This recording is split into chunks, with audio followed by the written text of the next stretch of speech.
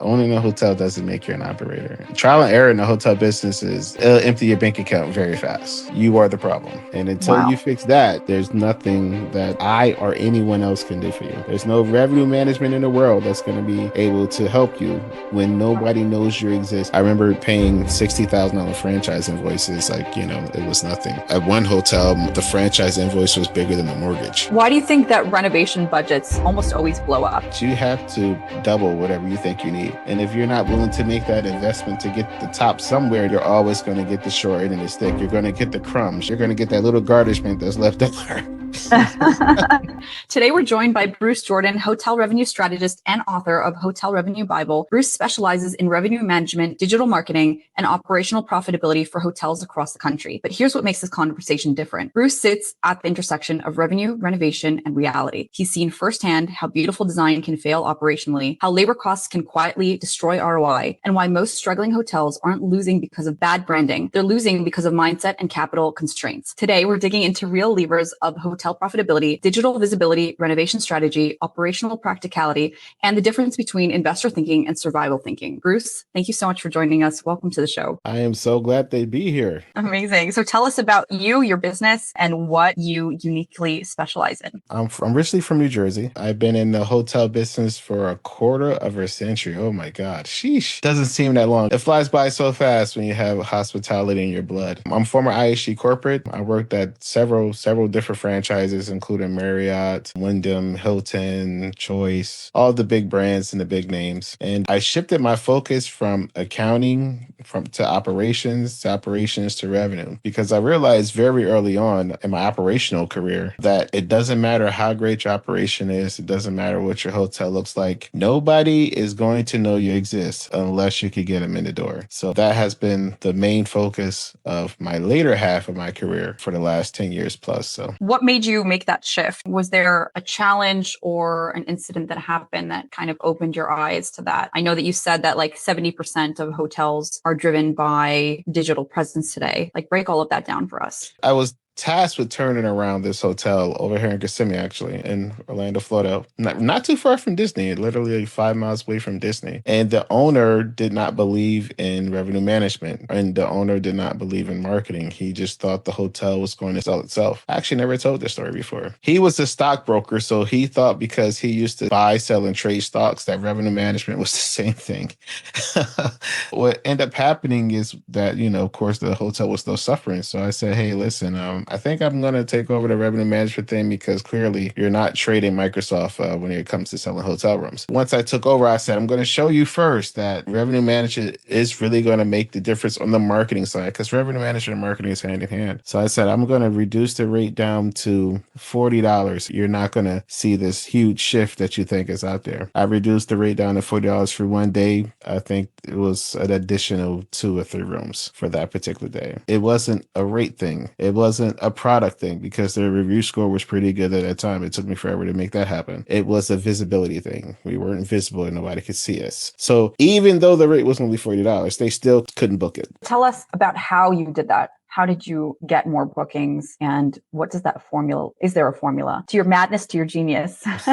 Well, the Orlando market in general is a very competitive market. There's a hotel in every corner because there's so many theme parks out here. So if you're not willing to make the investment in the SEO, in the ads, not just regular Google ads and Bings and things of that nature, if you're not ready to make the investment in OTA ad spend, trying to get to the top of the list and stay on top of the list, you're just going to die a slow death when it comes to occupancy at your hotel. And that was one of the main things that I had to focus on. I had to step away from the PMS system, the operations. I lined up and lined out and everything was running smoothly. And I remember it was the lady, she worked the front desk. And at that time, they were having like 3 or 4 check-ins a day. And I was like, listen, don't get used to this. This is going to change. You're going to have 100, 200 check-ins. And they like laughed.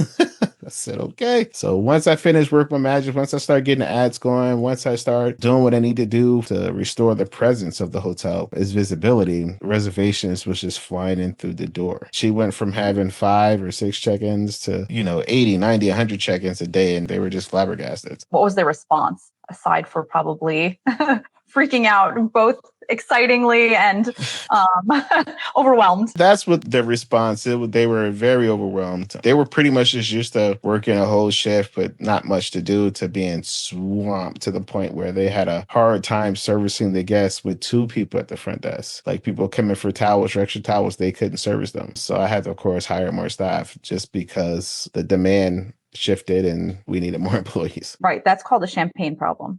Yeah, that's it. That's it. Do you think that OTAs are a necessary? I've heard a lot of investors and owners say that it's a necessary evil. I don't know if you would categorize it as such, but is there any merit to focusing more on direct bookings, especially with such a competitive landscape, really setting yourself apart from other properties? You know, OTAs, they have a God and devil relationship.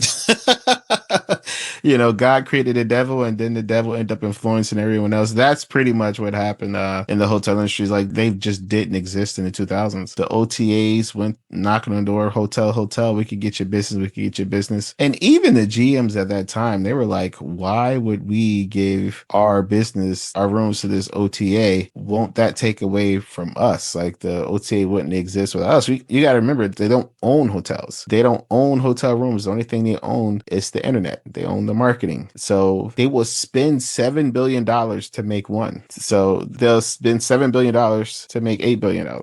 Hotels are not willing to do that. Hotels do not believe, and most hotels don't believe in themselves at that level. So they'll rather just, you know, keep feeding the beast. And at the end of the day, the beast is going to come back to collect. So yeah, they are a necessary evil at this point in time because we made them so. If it wasn't for us, they wouldn't exist. So how can we, or how can operators disrupt the market? Like what is missing for them in that formula that OTAs can teach operators about and investors about what they can do differently? I think the best solution is for all the major brands to get together and build their own platform against the OTAs to get that back. Or even better, just buy one of them out. But that's amazing. Yeah. That's the best piece of advice we've had on the show. I mean, it's crazy how they're consuming so many brands. Like if a brand gets too big, Marriott will buy it or Choice will buy it. But you're not going to buy none of these OTAs that are just getting huge and humongous and it's an additional revenue source. You're not going to buy any of them. It just doesn't make any sense to me. But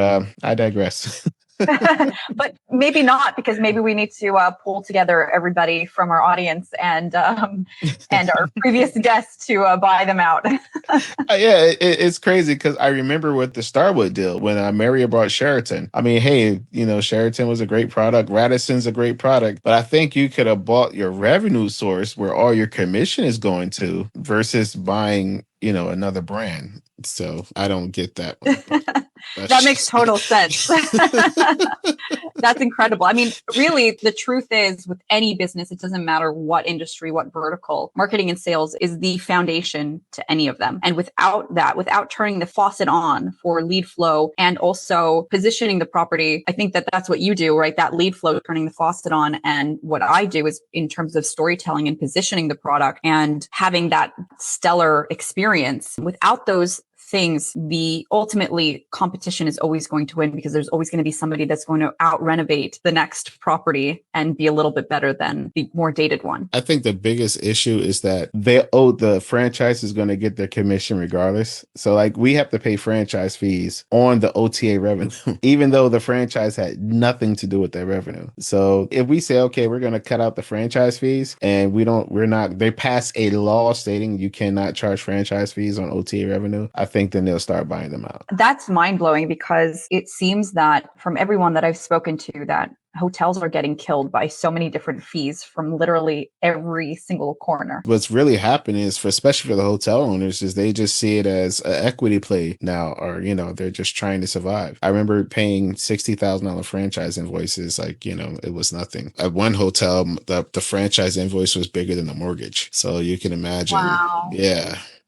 Wow. So with all of these things, if you had a blank slate on a hotel and you could tell an operator how they could create the best blueprint for success, what would that look like? what would your steps, your framework be? Number one, of course, is going to be design. The good thing about being a boutique hotel is that you have your own design strategy and nobody can tell you what to do. And I see a lot of hotels, they tend to lose trying to go cheap. Instead of getting the product that the guest is looking for, they're focusing on the cost instead of the value. And that ends up biting them in the butt a little bit later on. They will go to this prime 4 or 5 star hotel, with $200, $300 ADRs, especially in the Orlando market. They'll go all the way down to 79, 89, just because the design is off, they're not renovating, and they're not doing what they need to do to take care of the property. You're not going to win all the time. There's some months that you, of course, are going to take a loss. There's a slow season everywhere. In every market, there's a slow season. So a lot of them, they just don't prepare enough for the slow season, and they end up dipping into their capital reserve budget to survive. So, well, I'm definitely biased in terms of that. I think that there's not enough strategy before creating a design. CapEx is usually, and PIPs are usually a gamble. From what I've seen, there's no direct correlation between what renovations or what updates are going to be done to ROI. And so you really need to have that plan in place first, understand what the market wants, what are the changes, because by the time you're done the renovation, the market has shifted. So if operators are not aware of where the market is headed and they don't have that kind of crystal ball, that, foresight to know how things are, the trends in the market, I think ultimately CapEx can be spent wrong and misallocated on the things that don't drive that increase in occupancy and ADR. Absolutely. Absolutely. And of course, the next thing is going to be the marketing. The marketing is usually 50% of the problem. So it was easy for the OTAs because only thing they had to do was solve 50% of the problem. They can get a large share of the business. And they've mastered that by now to the point where it's kind of hard to keep your head above water. I was looking at we call it metadata. When you Google search a property, you see all those rates underneath the listing. They're paying, $30, $40, $50 per click just to get the reservation and charge you $100. So you're using your own listings against you to bill it back to you. So it's tough. Yes, absolutely. I mean, if property is not digitized in today's day and age, they don't have the marketing channels or the content that shows that differentiator for them, I think that it's already dead in the water. I actually don't mind paying the commissions. I just don't like paying high commissions. I believe, the standard commission of 10% is standard. But when you start talking about 18, 20, 25, some as high even 30, like that's stretching it. That's like brutal. Now you're just taking advantage of a situation. Right. Absolutely. And then there's also like all the other fees as well that they have on top of it. So it's not, I feel like hotels are oftentimes, especially maybe in today's market, less profitable and margins are more thin. Are you seeing that on your end? Yeah, a lot of it has to do with the actual hotel. They're not adding the amenities that they need to add to increase the revenues. They're not processing upgrades the way they're supposed to. They're not selling upgrades, room upgrades. So a lot of it does have to do with the hotel not charging the proper fees. And the other half of it is that all their expenses are increasing and they're not trying to renegotiate those expenses or look for new vendors. They just take the increase and hope for the best at the end of the day. Instead of fighting the increase, that's the biggest issues that I see. Would you say that's phase number 3? So you have the design, you have the marketing, and then what would you call the last one? Cost control. It's definitely cost control. Is there another step after that? Like, is that the blueprint of what you would ensure, like the pillars to ensure that a property is really sound? Tech stacks is taking a really step forward, but a lot of the hotel owners, they're scared of tech. They're not tech savvy. They're not tech people. So when you try to upgrade their tech stack from the 90s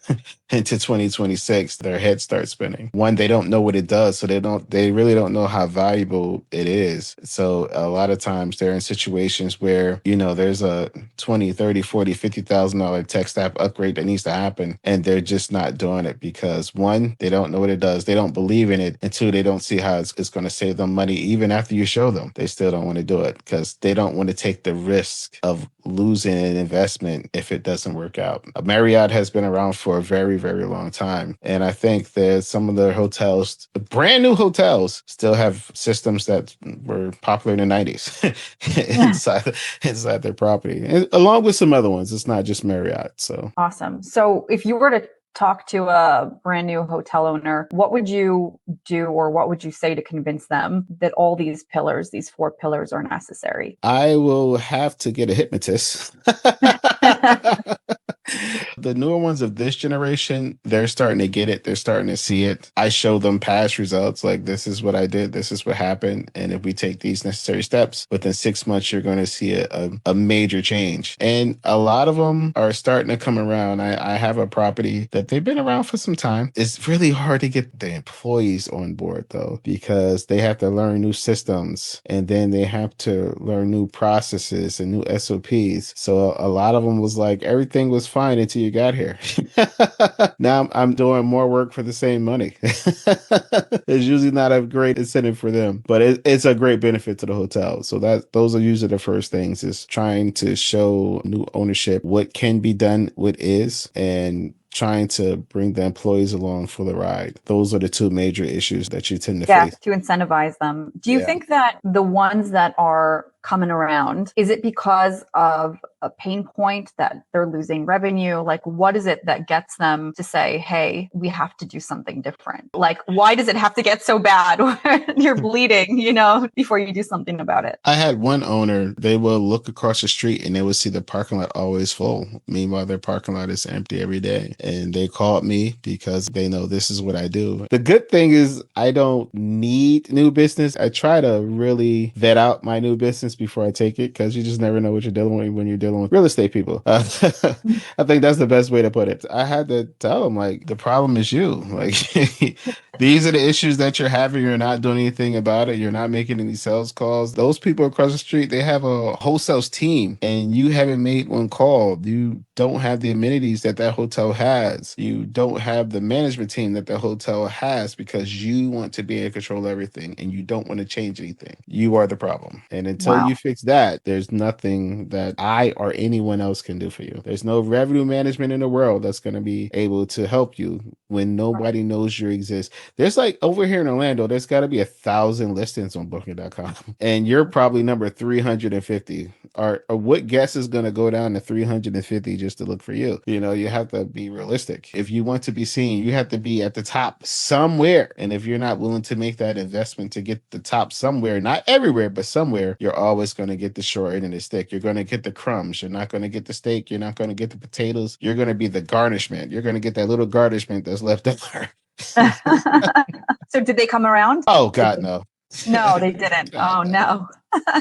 Why do you think so many hotels get stuck in not wanting to do, their PIPs and, add the amenities? And I often hear, we don't have the money to renovate, right? We know that we need to, or maybe they think that they don't need to, but they kind of get stuck there, don't they? They try to do everything at one time. Sometimes you have to break it up in stages. Like, if you don't have the money to renovate, even though of course it will be cheaper, if you don't have the money to renovate everything at one time, you renovate what's making the most money first and then have that as your upgrade room. So now they have two different room types to choose from. You have your standard room, which is the old ugly rooms that you got stuck with. And then you have your upgraded rooms, which is the newly renovated room. That could be 10 rooms, that could be 20 rooms, that could be 30 rooms. It all doesn't have to be done at one time. That's the number one issue that I see. Number two, they have one banking relationship. With every bank, you have something that's called the banking profile. When you have one banking relationship, at that bank, you love that bank more than they love you. I think that's the best way to put it. Because if you're ever in a time of need, you're going to find out how much they love you. So they don't have multiple banking relationships. Every hotel or every business should have at least 4 to 5 accounts where they pay sales tax out of one, they pay real estate tax out of another one, they payroll out of another one, they have a reserve out of another one. Like, they should have at least 4 or 5 different bank relationships. So when they need to get a loan, they have 4 or 5 different options that they have a relationship with. So that's where a lot of hotels get stuck at being loyal to a bank that's not loyal to you. Do you see that a lot more now in this market, that capital is hard to access? And that is also another reason why they have a hard time renovating? Well, most of it is based off of revenues. And because the majority of them are in a steep decline, they're like, okay, you're not going to be able to sustain this loan. So unless you increase your revenues, and of course they need the renovation to Yeah. increase their revenues. So it's gonna The be catch 22. there you Yeah. go. There you go. So it's kind of hard to find someone to believe in you in order to make that happen, which is why you start small. So you start small and you gradually increase your revenues until you go into the refinance. I love that. That's a genius strategy right there that we're going to have to clip and share everywhere. Do you think that it's because of the delayed renovation that tanks ADR and occupancy? It's part of the issue. Of course, the other side is they don't know how to control the inventory. When you're not out there upgrading and getting your upgrades and doing everything that you need to do to create packages, they don't know how to get, we call it affiliate revenue. So when you go to different vendors and say, I could send you this amount of business, I could send you this amount of business, I want 10%, 15%, 20%, or you get a group price for X amount of tickets or whatever the case may be, and then you build it into the rate to where you're making more money. They don't do it and they don't promote it. They have a series of avenues to increase their revenue. They just don't do it. Wow. So many revenue. I like to call it revenue leaks. Yeah. I will audit a property and say, oh, here's a revenue leak and here's a revenue leak and here's a revenue leak from a design perspective, but also from a marketing perspective. There are a lot of, I would say, revenue levers that can be pulled in order to increase those additional streams. For sure. I feel like if it was me, I would develop a relationship with the furniture manufacturer and put QR codes in the furniture where they can scan the QR code and actually buy it and have it shipped to their house. Wow. And the hotel gets commission off of every piece that's sold. You know that. I love that. Or the paintings, like the artwork too, like commissioning local artisans would be also a great play. Absolutely. Also to add culture and dynamic to the hotel. But they don't think about that. They just think it's all about the room when the room is just the foundation and everybody has one. So like Marriott, you can buy a mattress, the Marriott website. Yeah. Wow. I did not know that. That's fascinating. I think Hilton does the same thing too. You could buy the pillows, you could buy the sheets, you can buy the mattress. Yeah. Wow. Well, that's brand right there. Right? Building up the brand, the actual, I think that's an asset that's undervalued, is building up your own individual brand that you can then increase direct bookings towards and use social media, because there's the opportunity is plentiful now. OTAs don't have to ultimately forever own the market. Mm-hmm. There are ways, I believe, that properties can drive more direct bookings, especially through that, building that unique brand and telling the story. Absolutely. They just really have to, especially if you don't have the money to renovate, you have to get creative. Wherever you're getting your furniture, tell them, hey, we'll sell your furniture inside of our hotel. Give us 50% off. We'll make payments. What do you think? They're not going to do it. They get to have their furniture shipped to regular guests. They get a 5-to-1 markup on when it's shipped to regular guests. They're not going to pay what the hotel paid for it. So it's a win-win. But I love that. I love that. Such a genius idea that I'm going to definitely mull over. I love that. So you've been through multiple renovations. What have you seen that are the biggest mistakes? I think that the number one mistake that they make, of course, is they don't budget for the mistakes. They don't budget for what can go wrong in a renovation. A leak that is found that nobody knew was there, or you crack open if you're doing a demo, you demo the walls and you have a bigger bug problem that you actually realize. They don't plan for them and they don't keep anything in their arrears, because a contractor will give you one bid and then throw an extra $300,000 on top of it and say, hey, I found this, just because he's running overtime and he has to make it up somehow. So it's kind of like going to one of those mechanics. Oh yeah, you're coming for oil change. The next thing you know, you got a laundry list of, by the time you finish buying all the new parts and changing everything, you got a new car. But that's pretty what much. It's like. Yeah, with pretty these much. Contractors. Yeah. Yeah. Would you say that it's because of the lack of foresight and planning that causes, those change orders and running overtime and all the unforeseen expenses? For sure. Absolutely. They just don't see it. No one does, because you don't know what's behind the wall until you open it up. And then if you're not skilled enough to actually see if this guy's trying to BS you or calling a spade, I've seen contractors just walk off the job. Hey, if you don't give me an extra 300, we're done. Okay, great. We're done. And calling the next contractor that put in the second bid. They don't separate the payments enough to where you have to make sure you're not losing. So someone can't just just walk out and then you're chasing this guy for 7 to 10 years for your money that for a job that he never finished. So absolutely. I think also in terms of like the design and amenities side of things and the architectural side of things, that everyone should come on board sooner. And before any, construction bids happen or materials purchased, etc., that a market analysis needs to be had, especially like reviewing the reviews of both, your own property and of competitors to understand what, like, the guests will tell you what they hate and what they love, what to double down on, what they need, what they want. And I think it's through that, and also looking through the reviews on competitors, you'll see what the gap in the market is too. What are they not serving? What are their negative reviews? Or maybe they're, 4-star reviews. That's why is it not a 5? absolutely. Absolutely. Usually if it's not a 5, it's an operational issue. Yeah, break that down for us. Like, is there at every level, if you were to diagnose a review, what would it tell you about the property? If I'm looking at a lot of elevator complaints, I could tell that they need a new elevator. If I'm looking at a lot of emotional complaints, I could tell it's a staff training issue with guest engagement. If I'm getting a lot of AC issues or things of that nature, I could tell they have some old PTEC units, or they have some old ACs that needs to be replaced and changed over. It's a lot of little signals that when you're reading reviews, you can see what's going on with that property and adjust and pivot. Absolutely. I see that a lot when I do an analysis. I'll look through the reviews, and oftentimes it comes down to like, it was worth the value, but like, okay, that's not, it was an amazing experience. I loved it. I want to tell my friends and, and their friends, and take pictures and share it with the world. There are so many signals in the reviews. You just need to listen to the market. Especially now, I've seen that consumers are so much more discerning, and everybody's sharing their experiences online too. So they're also comparing. Right. Yeah. And you really, really, really need to stand out and be thoughtful about the amenities and the entire experiential product the guest is going to have when they come to your property. For sure. For sure. Why do you think that renovation budgets almost always blow up? Is it because they don't have those contingencies in place? They don't have that planning, or is there something else? Well, when you're doing a renovation budget, especially when it comes to the soft goods and hard goods, is that you have to double whatever you think you need. That's why, because they're basing the bid and the price off the actual materials that they're receiving, and they're not really calculating the installation. They're not calculating the stuff that's going to walk off site. TVs tend to walk off site. Furniture tend to walk off site. Mattresses tend to walk off site. And it'd be the people that are actually there to install them that's taking it. That's crazy. Yeah. That's crazy. It's not the first time I've heard that either. Yeah. So they don't calculate any of that stuff. So that's why those budgets tend to blow up in their face. So how could they mitigate? Is there like especially you were saying with change orders and scope creep and obviously things walking off site, is there a number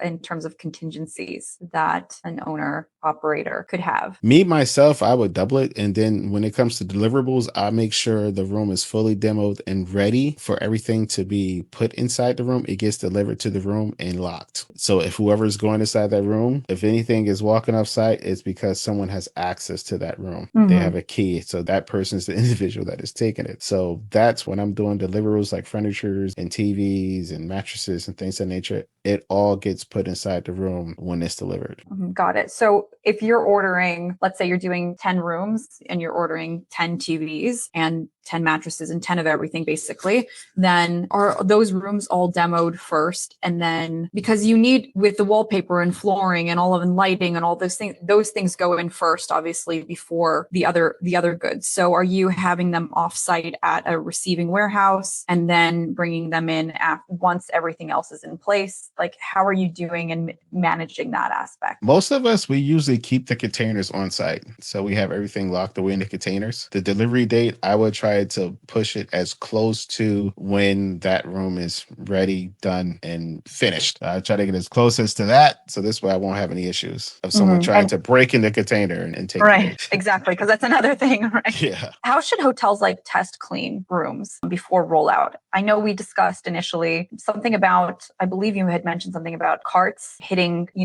case goods and not being operationally set up for best turnaround. Well, before we do the whole hotel, we usually actually do 2 demo rooms, and there will be that it shows you what your design is going to look like and what the whole room is going to look like. And if that doesn't work out, we redesign the whole room and bring in new furniture and everything else. Whoever designed the room, I would want them to clean it first. So if they can't clean it in 30 minutes, then I know the housekeeper isn't going to be able to clean it in 15 minutes. It's definitely, you want a person that has no experience to be able to clean a room within 30 to 35 minutes. Because if when you have a new housekeeper coming in with no experience, you know they'll at least be able to get it done. So what are those things? Are there like main things that you have seen over your career that are the things that most designers will not put into place that have kind of become standard in your mind that need to be done so that it's more successful rollout? The best designs I've seen was where the furniture did not move. The furniture was not heavy. The floating nightstands, those were perfect because you don't have to move those out of the way. You could clean right in, you could clean and vacuum right underneath them. The dressers that attach to the wall where you don't have to move them and they're sealed so nothing can fall behind it. You don't have to get behind it to clean it. The less is better when it comes to hotels. You got to remember everything holds and carries dust, so you don't want everything to be all over the place so it'd be extremely dusty. The design has to flow with speed. The perfect design that I've seen so far was actually Cambria because the desk is attached to the headboard. They're floating nightstands. They have like one chair or one or two chairs. It's a minimalist design. It has a mounted TV. So the design is very minimal, so it's easier to clean. Anything else that comes to mind that in terms of the bathroom too? That's a big one. Me, myself personally, I prefer not to engage with the glass doors because those tend to shatter. I know a lot of people love them, but they will shatter and break by themselves without any help. Yeah, you'll go into a room and your glass is just broken all over the place, and that room hasn't been renovated in 3 weeks. Yeah, Wow. if possible, I try to stay away from those. That's pretty much it. With the bathroom, you would definitely want smooth, round toilets. You don't want anything that has a lot of corners and a lot of edges because, of course, that tends to slow things down. It makes it more difficult to clean. Everything floating. Everything floating if you can. So what do you do alternatively instead of glass? Is it just a rod with a curtain? A rod with the curtain if possible. Some designs you can't do that because of course they're luxury. But if Yes. it's select Yeah. service, I'm definitely gonna just stick with the rod and the curtain. Wow, that is fascinating. What about operational details that impact ROI even more than aesthetics? The biggest thing that impact ROI from my experience, besides payroll, you'll be surprised, is actually the locks. People don't realize that having and making that initial investment in the lock first is key because when guests sees that it's one of those old locks from the 90s, they're a little bit more skeptical about leaving their stuff and they don't feel as secure. I get that all the time versus when it's just one of those touch keys with the RFID chip. When it's one of those, they feel more safe. If it's something that's Bluetooth, they feel more safe. Upgrading the locks or going in with the best locks when you first start off or doing your upgrade, you're going to see the biggest ROI. Even though you won't see it financially immediately, you're going to see it in guest satisfaction because the guest is going to feel safe and secure. Interesting. What other operational aspects increase ROI? I definitely want to say the technology because at the end of the day, if you can get your hotel to where it has an Airbnb format where a lot of younger guests, they don't like talking, confronting, and they're not social at all. So they just like to go to their room. Because technically they're still kids and kids just want to go to the room. So if you could get your technology to flow that smoothly where they could text you and they don't have to talk to you, that'd be a great investment. Wow, that's fascinating. Do you think that that lends itself to security issues? It depends because, with the reservation is made from your phone can be tracked. So if there's any issues that may arise, the device is with you. You mentioned that owners think that owning a hotel makes them an operator. What do you mean by that? Yeah, it's like owning a car doesn't make you a mechanic. I hear that. Yeah, it's the same thing. Owning a hotel doesn't make you an operator. They find out the hard way very quickly, and it's not very cost effective for them to trial and error in the hotel business is it'll empty your bank account very fast. Very fast. 1000% because it's magnified, right? There you go. It's not like your home where, I'm gonna try to install this door myself and all right, cool. I messed up. It's gonna cost me $200. It's magnified. So it's 100 doors, $200. So it's a big difference. What separates an investor hotel owner from survival hotel owner? The number one thing that separates the two from an investor to a survivor is that the investor, they know not to get involved in the business. The survivor, they feel like they have no choice and they end up losing even more because not only have they lost their time, they have the knowledge and experience to do it all themselves. And that's some of the worst thing. That's the worst position you could be in, is being in the position where you have to do everything yourself and you feel like that's the only way. Yeah, I'm sure anyone in that position feels like they're drowning. Can you share with our audience your 3 top tips for hotel owners, operators, investors when purchasing a hotel or, repositioning it so that it can succeed? Yes, make sure you take a look at the marketing first. You want to look for marketing saturation, not market saturation, because you have a bunch of idiots that don't know what they're doing with their marketing. It's going to be easy take and it's going to be easy for you to come in and monopolize the market. Number 2, make sure you're looking at the right star reports with the right segment. A lot of star reports, they have the wrong market segment. I had one guy, he was given star reports for Orlando and the hotel was lost all their money. Yeah, so you want to make sure you're looking at the right star reports. Most importantly, make sure you have reserves and the capital to do it. This is not something that you want to bootstrap or try to put together by your bootstraps, because you won't have no boots or straps. Wow. Fabulous Sure. advice. What an amazing episode, Bruce. Thank you so much for joining us. If our audience wants to learn more about you, your book, we need to have you back on to discuss just a whole episode about that. How can they get in touch? I'm on LinkedIn, MJ of Hotels. I'm also on YouTube, Hotel Guest Management. And of course, you get my book, Hotel Revenue Bible, on Amazon or besthotelbooks.com. Amazing. Thank you so much for joining us. All right. You're welcome.